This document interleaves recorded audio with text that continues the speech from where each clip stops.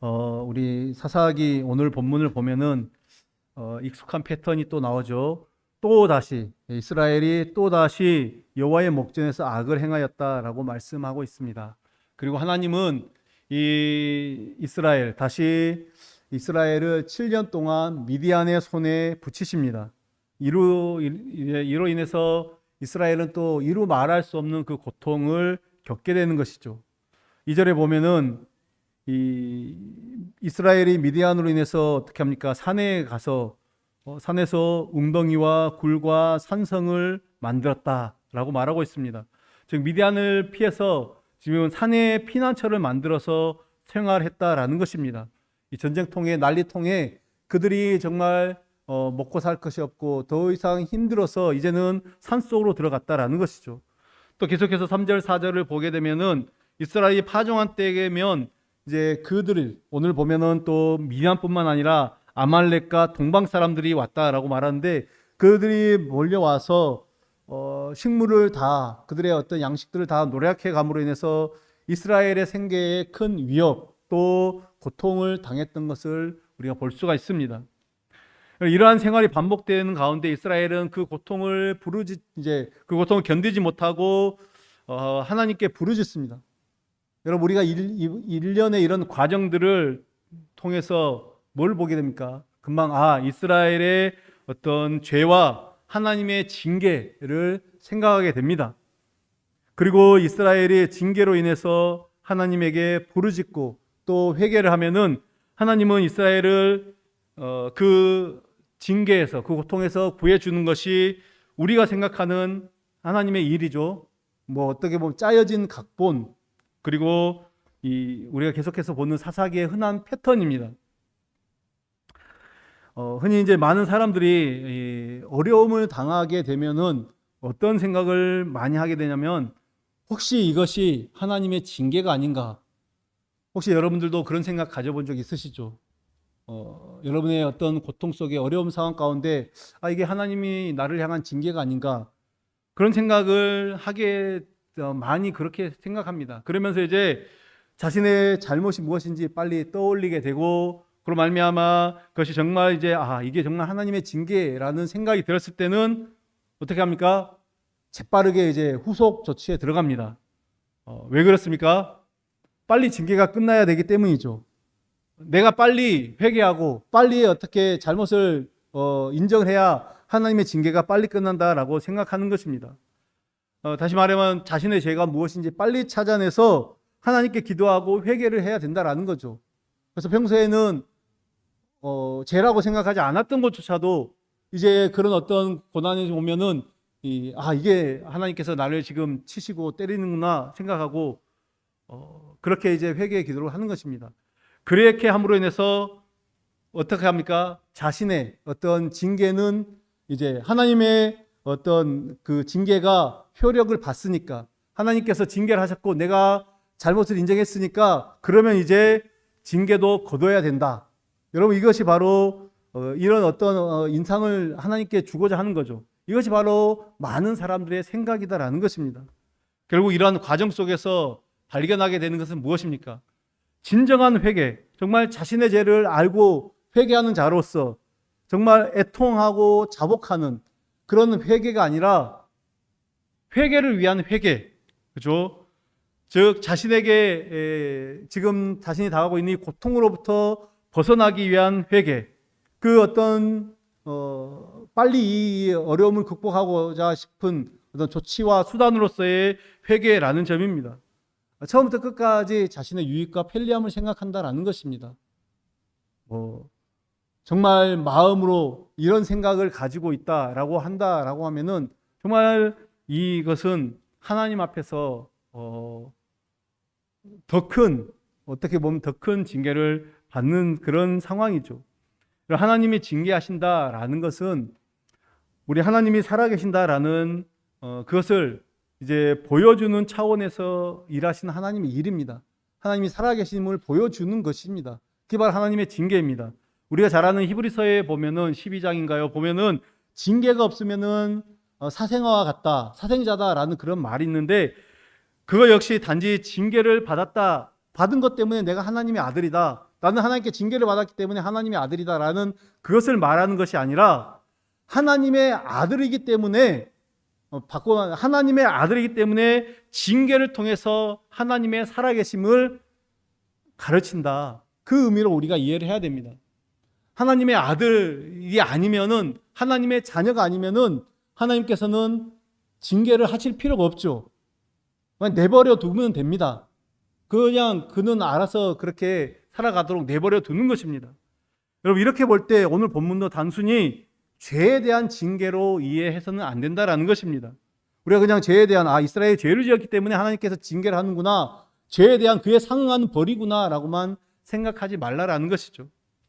하나님은 단지 죄를 지으면 혼을 내고 징계를 하시는 어떤, 우리 쉽게 얘기하면 선생님과 같은 그런 존재가 아니십니다. 만약에 우리가 그렇게 하나님을 생각한다면 그것은 우리가 하나님과 또 성경을 크게 오해한 그런 것이기 때문입니다. 사사기에서 이스라엘이 악을 행하고 이스라엘의 악에 대해서 하나님이 징계하시는 거 말씀드렸지만 계속해서 반복되는 그런 내용입니다. 그렇다면 우리가 이런 반복되는 내용에서 깨닫고 발견해야 되는 것은 무엇일까요? 하나님은 죄를 용납하지 않으시고 벌을 주는 분이시니까 죄를 짓지 말자, 나는 죄를 짓지 않아야 되겠다, 어떤 이런 교훈으로 그냥 끝나버리면, 우리 죄를 짓지 말고 회개합시다, 지은 죄 회개합시다, 이렇게만 끝나버리면 뒷맛이 좀 개운치 않습니다. 우리는 이 하나님이 징계하신 이 사건들을 통해서 살아계신 하나님이 살아계시다라는 것을 발견해야 됩니다. 하나님이 살아계시다라고 말로만 우리가 그냥 이렇게 떠벌리는 것이 아니라 살아계신 하나님으로 대하라는 것입니다. 하나님을 살아계신 하나님으로 대하라. 그것이 바로 이 징계에 담겨 있는 하나님의 뜻입니다. 여러분, 이것은 이스라엘뿐만 아니라 우리에게도 마찬가지입니다. 이런 경우는 거의 드뭅니다. 사실 하나님이 내가 잘못했기 때문에 징계로 나를 치신다, 사실은 이것은 거의 없습니다. 아예 없다라고 말씀드릴 수 없겠지만은, 예를 들어서 우리가 어떤 사고를 당한다거나 어떤 병이 걸린다거나 이런 것들 하나님의 징계가 아닙니다. 내가 잘못해서 그런 거예요. 내가 잘못해서 다치고 내가 몸 관리 제대로 안 해서 병이 나고 이런 것이지, 그것을 하나님께서 나를 치시기 위해서 내 몸을 어떻게 힘들게 하다, 또 나에게 어떤 경제적으로 어떤 상황적으로 어렵게 하신다, 그런 경우는 거의 없습니다. 이제 거의 없다라는 것은 어떤 경우는 있을 수도 있다라는 거죠. 그런데 그냥 10중 8구는 아닙니다. 제가 이렇게 장담을 할 수가 있습니다. 이스라엘은 미디안으로 인해서 그 고통을 견디지 못해서 하나님을 찾아서 부르짖습니다. 어찌 보면 이제 하나님을 부르짖는 거 자연스러운 현상이죠. 우리도 견딜 수 없을 정도의 어려움, 고난이 올 때 하나님을 찾아서 부르짖습니다. 근데 여러분, 이제 여기서 우리가 보게 되는 것은 이 부르짖음에 대한, 부르짖음에 대한 하나님의 반응이십니다. 오늘 우리가 이 반응에 좀 주목을 해야 됩니다. 일반적인 상식으로 우리가 어려움이 찾아왔을 때 우리가 하나님을 찾아서 하나님께 부르짖으면은 하나님이 그 어려움을 벗어날 어떤 해결의 길을 보여주시는 것이 일반적입니다. 그런데 이 이스라엘의 부르짖음에 대해서 하나님께서는 우리의 일반적인 상식을 지금 벗어나고 계십니다. 그대로 행동하지 않으셨죠. 즉 이 미디안과 이 원수들을 다 물리치고 그들에게 다시 평안함을 주신 것이 아니라, 물론 나중에 보면 기도원을 통해서 하시는 일입니다만은, 지금은 오히려 먼저 행하시는 게 무엇입니까? 이스라엘의 죄를 먼저 지적하고 책망하십니다. 오늘 이제 8절, 9절, 10절 하나님께서 선지자를 보내시죠. 그러면서 제가 다시 한번 봉독하겠습니다.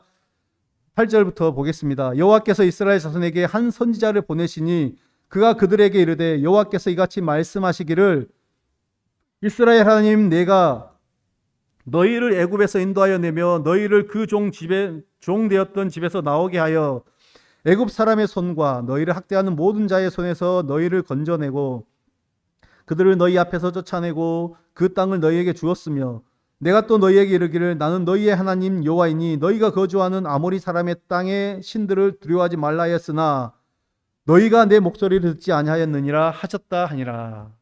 여러분, 이 지금 8절, 9절, 10절 이 말씀을 보면은 하나님은 과거에 지금 이집트 애굽에서 이스라엘을 구출하신 사건을 언급합니다. 이 출애굽 사건이죠. 그것들을 언급하고 그러면서 이제 이스라엘의 죄가 무엇인지를 책망합니다. 그래서 하나님이 지적하시는 이스라엘의 잘못된 것은 무엇입니까? 그들을 애굽에서 인도하여 내시고 또 학대하는 모든 자들의 손에서 건져내셨고 가나안 땅을 주셨고 또 아모리 땅의 사람들의 신들, 그 아모리 땅의 그 신들을 두려워하지 말라라고 말씀을 하셨는데 그 하나님의 말씀, 그 목소리를 청종하지 않았다라는 것입니다. 여기서 이 이스라엘이 하나님의 말씀을 청종하지 않았다라는 것은 하나님을 여전히 그들을 인도하시고 살아계시고 역사하신 그 하나님을 살아계신 하나님으로 대접하지 않았다라는 것입니다.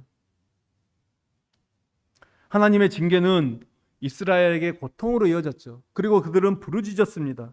이스라엘은 징계 속에서, 그 하나님의 징계 속에서 자신들의 고통만을 생각합니다. 자신들을 고통스럽게 하시는 하나님의 마음이 어떤지는 관심이 없습니다. 자녀를 고통 가운데 두시는 부모 어디가 있겠습니까? 자녀를 고통 가운데 두시면서도 그냥 그것을 지켜보고 계시는 그 내버려 두신 그 아버지의 마음, 그 마음은 전혀 생각하지 않고 있습니다. 그들에게 있어서, 이스라엘에게 있어서 중요한 것은 빨리 이 고통에서 벗어나는 것이죠. 하루속히 이 고통을 이겨내는 것입니다. 이것이 이스라엘의 수준이었습니다. 여러분, 그렇다면 오늘 우리의 수준, 우리는 어떻습니까? 이스라엘보다 낫다고 할 수 있을까요? 어쩌면 우리는 고통 속에서조차 하나님을 찾을 줄 모르는 그 이스라엘, 그들보다 더 못한 존재일지도 모르겠습니다. 여러분, 오늘 이 본문을 보면서 우리가 생각해야 될 것은 이것은 단순히 죄를 지으면 하나님께서 징계하신다, 그런 어떤 경고의 말씀으로 주신 것이 아니다라는 것이죠. 또 여러분의 처한 지금 어려움과 모든 환경 상황들이 하나님의 징계다, 그렇게 생각하라는 것도 아닙니다. 물론 말씀드렸듯이 하나님께서 하나님의 어떤 징계로 되어졌을 수도 있습니다. 거의 없다라고 제가 말씀드렸기 때문에 거의 없습니다만은 그런 경우가 간혹 있다. 정말 그리고 그것이 하나님의 징계다라고 생각이 될 때도 있습니다. 그런데 중요한 것이 무엇이냐? 징계냐, 징계가 아니냐, 이게 상관없이 징계든 징계가 아니든 그 모든 일은 다 하나님이 하신 것입니다. 하나님의 허락하심 속에 하나님이 하신 일이다라는 것이죠. 따지고 보면 사실 여러분, 우리는 날마다 하나님의 징계 속에 살아가야 되는 그런 자들이죠. 징계받아 마땅한 사람들입니다. 우리가 하나님께 무엇을 내세울 게 있습니까? 순간마다, 매 초마다, 분마다 우리가 하는 생각들이, 우리가 하는 우리의 마음이, 우리 하는 행동이 늘 악할 뿐입니다. 그냥 악이 하나님 앞에서 쌓여갈 뿐이죠. 하나님 앞에서 징계받아 마땅한 자들입니다. 그렇기 때문에 우리는 하나님 앞에서 잘난 척할 것도 없고, 또 하나님 그 모든 것 앞에서 우리가 자존심 상할 것도 없고, 그냥 우리들 있는 모습 그대로 하나님 앞에서 서 있으면 되는 것이죠. 징계받아 마땅한 자로 온갖 창피와 모든 수모를 당하더라도 그냥 그대로 하나님 앞에 서 있는 것입니다. 그것이 바로 하나님을 하나님으로 대접하는 것이죠. 여러분, 그런데 이스라엘은 징계 속에서 자신의 고통에만 몰두해 있습니다. 자신들의 고통에만 지금 몰두되어 있습니다. 지금 미디안의 압제를 받아 마땅히 그냥 그 미디안의 압제 속에서 살아가야 돼요. 압제를 받아도 마땅하다, 싸다, 고통을 당하도 싸다, 이런 생각을 가지는 것이 아니라 우리가 왜 이런 고통 가운데 있어야 됩니까? 오직 자신들이 믿는 하나님이 이 고통 속에서 우리를 건져 주실 것이다, 속히 건져 주십시오, 지금 이렇게 기대하고 부르짖는 것입니다. 자신들이 하나님 앞에서 어떤 악을 행했는지는 그것은 전혀 생각하지 않고 그냥 하나님께서 빨리 속히 구해 주십시오, 이렇게 지금 바라고 있습니다. 여러분, 이것이 이스라엘의 모습이고 또 우리의 모습은 아닌지요. 우리도 마찬가지죠. 우리도 내가 하나님 앞에서, 우리 자신이 하나님 앞에서 어떻게 살았는지 생각하지도 않고 조금만 힘들어도 불평과 원망을 할 때가 참 많습니다. 여러분, 왜 이렇게 하나님께서 하나님 나를 고통스럽게 하십니까? 한 번쯤 우리가 이런 하나님 앞에 하소연을 한 적도 있을 것입니다. 이것이 바로 하나님을 하나님으로 대접하지 않는 모습입니다. 모든 것들이 하나님이 하신 일이라면 그 자체로는 선한 일입니다. 하나님께서 가장 선한 일이십니다. 선하신 하나님께서 그 모든 일을 주관하시고 계시고 보고 계시기 때문에 그 모든 일 자체가 우리는 마땅히 받아들여야 될 일입니다. 여호와 하나님께 부르짖는 이스라엘에게 하나님은 애굽에서 이제 그들을 구원해내신, 구출해내신 이야기를 하면서 너희가 내 목소리를 청종하지 않았다. 너희가 내 목소리를 듣지 않았다. 너희가 내게 순종하지 않았다. 말씀드렸듯이 목소리를 청종하지 않았다라는 것은 단순히 하나님의 말을 듣지 않았다라는 의미가 아니라 하나님을 하나님으로 대접하지 않았다. 이것으로 우리가 해석을 해야 되죠. 여러분, 자식이 부모로 공경하는 것, 그것은 부모의 말에 청종을 하는가 그렇지 않는가로 드러나게 됩니다. 부모에게 용돈을 많이 주고 좋은 집에서 살게 한다고 해서 그것이 부모를 공경하는 것이 아닙니다. 물론 이런 것도 있으면 더 좋겠죠. 그런데 부모의 말씀에 대해서 청종한다라는 것은 무슨 뜻입니까? 내가 아직 부모를 부모로 인정하고 또 부모의 간섭하심, 나는 지금 부모의 간섭 아래, 그 간섭하심 아래 있다. 이것들을 이제 인식하는 것이죠. 이것들을 인정하는 것입니다. 그러나 부모의 간섭에서 벗어난 자식은 부모의 말에 청종하지 않습니다. 귀를 기울이지 않고 순종하지 않습니다. 마찬가지로 우리가 하나님 말씀에 청종하지 않는다. 만약 우리가 하나님 말씀 순종하지 않고 청종하지 않는다. 그럼 이미 우리는 하나님의 간섭함에서 벗어나 있는 것입니다. 그 하나님의 간섭하심이 귀찮아서 이제는 하나님이 말씀이 들리지 않는 그런 곳으로 계속해서 나아가는 거죠. 지금 이스라엘이 바로 그런 상태였습니다. 하나님의 간섭하에서 벗어나 제멋대로 살아가는 삶이었기 때문에 그들에게는 하나님의 말씀이 들리지도 않았고 그들은 하나님의 말씀을 청종할 필요가 없었던 것이죠. 그들은 자신의 힘대로 자신들 뜻대로 할 수 있다고 믿고 있는 것입니다. 그러한 생각을 가지고 있는 이스라엘을 미디안의 손에 지금 붙이신 것은 그건 단지 벌을 주기 위함이 아니다라는 거죠.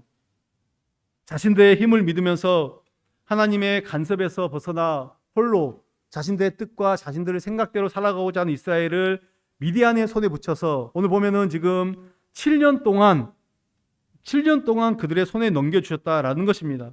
이렇게 7년 동안이나 미디안의 손에 붙이신 것은 하나님께서 무엇을 가르치기 위함입니까? 너희들의 힘으로 살아갈 수 있는 이 어떤 세상이 아니다.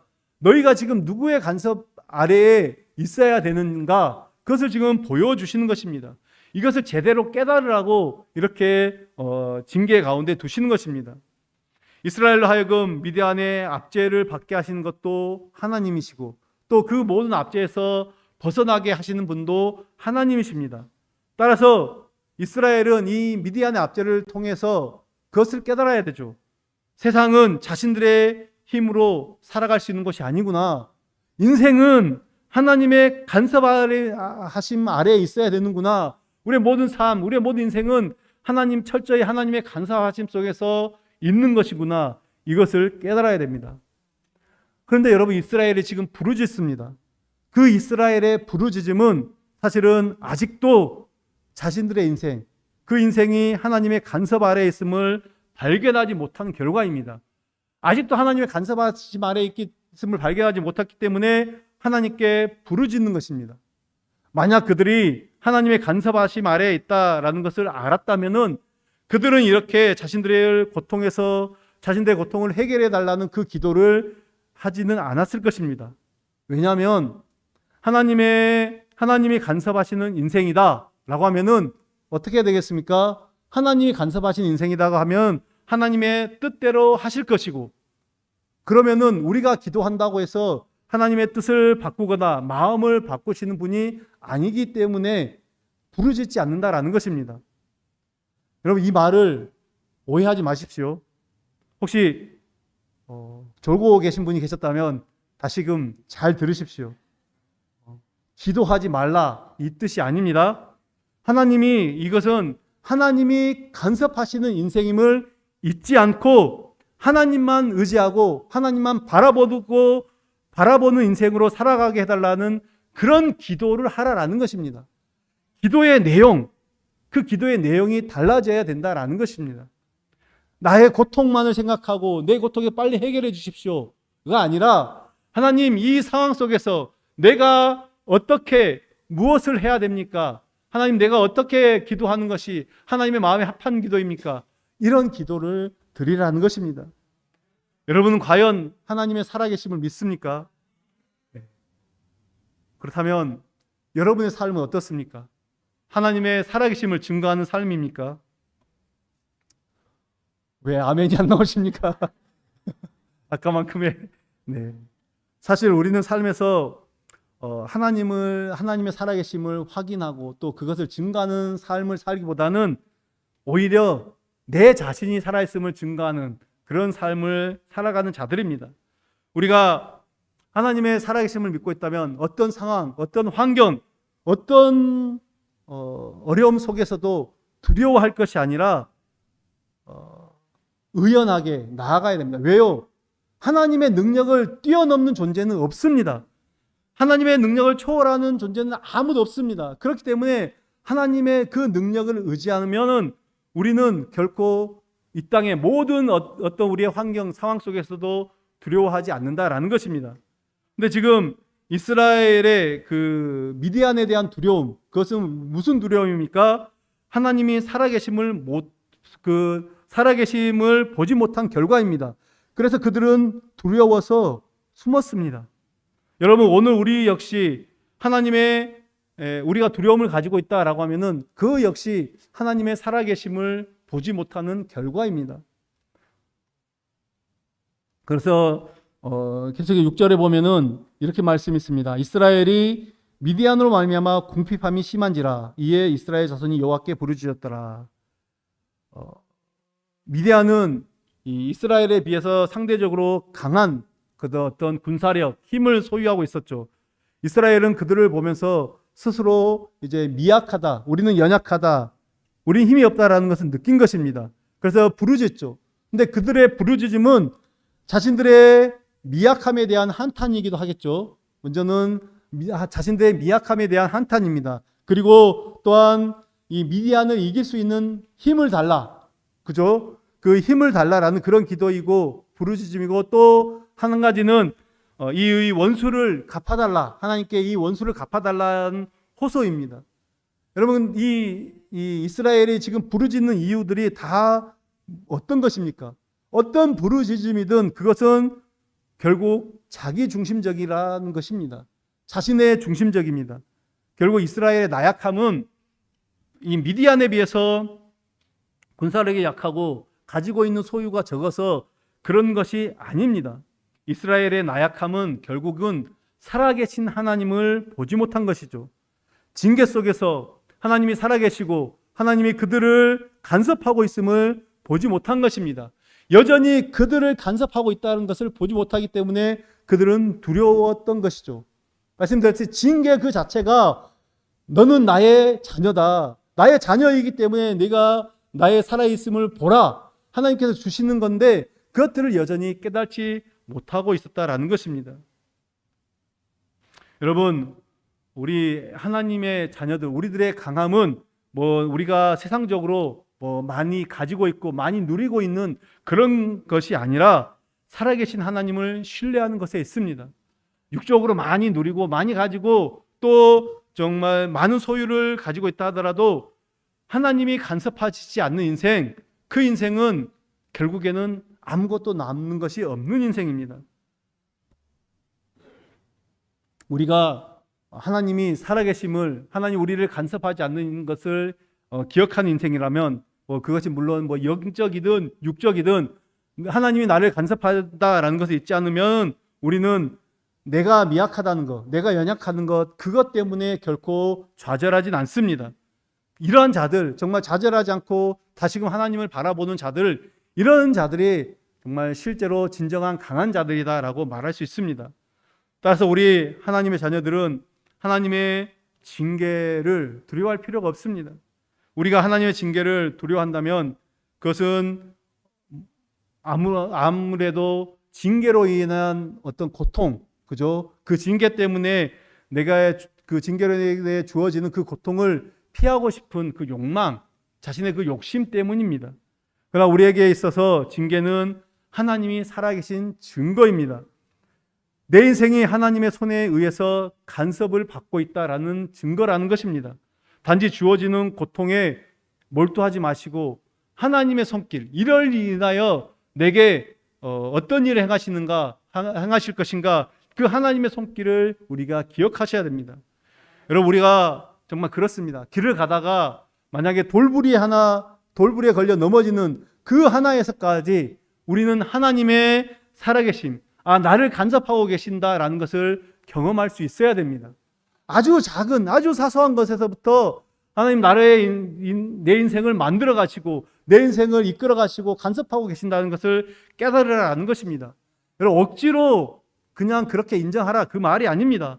자신이 정말 하나님의 자녀라면 분명 삶의 모든 구석구석에서 하나님의 손길을 느끼고 발견할 수 있어야 된다라는 것입니다.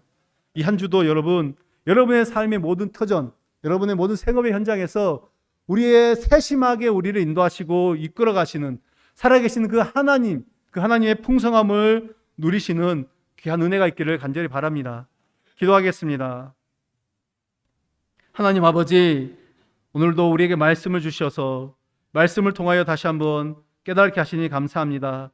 우리가 살아계신 하나님을 온전히 경험하고 그 살아계신 하나님과 온전히 동행하는 삶이 되도록 인도하여 주시옵소서. 길을 가다 걸려지는 돌부리 하나에서조차 하나님, 우리가 정말 하나님의 간섭하심, 내 인생을 만드시고 내 인생을 붙들고 계시고 내 인생을 이끌어 가시는 그 하나님을 온전히 발견하는 그런 은혜를 우리에게 허락하여 주시옵소서. 그리하여 모든 것에 감사하며 모든 것에 하나님의 손길이 있음을 기억하는 거룩한 주의 자녀들이 되게 인도하여 주시옵소서. 예수님의 이름으로 기도드립니다. 아멘.